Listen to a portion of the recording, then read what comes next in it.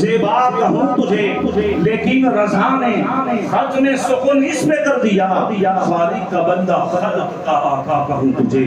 خالق کا بندہ خلق کا آقا کہوں تجھے۔ اس طرح آپ نے حروف تہجی سے نبی کریم علیہ الصلوۃ والسلام کی آمد کو میں نے آپ کے سامنے بیان کیا۔ آئیں اسی طرح حروف تہجی سے نبی کریم علیہ الصلوۃ والسلام کی شان میں جو قرآنی لفظ نازل ہوئے میں ان کو آپ کے سامنے بیان کرتا ہوں، چونکہ آپ حافظ قرآن ہیں اور آپ کو یہ بخوبی سمجھ میں آئیں گے۔ تو جس طرح میں نے حروف تہجی بیان کی اردو میں، اب آئیں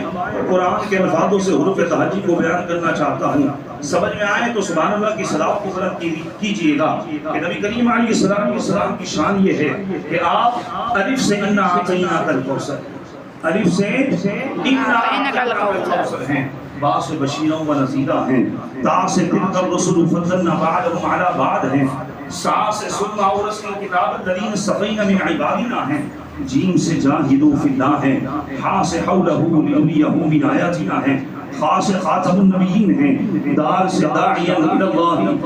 باذنہ وسراجا منیرا ہیں، ذال سے ذالک الکتاب لا ریب ذات سے ذالک الکتاب لا ریب فیہ ہے، را سے رحمت للعالمین ہے، ذا سے زکیہ ویعلمہم الکتاب والحکمہ ہیں،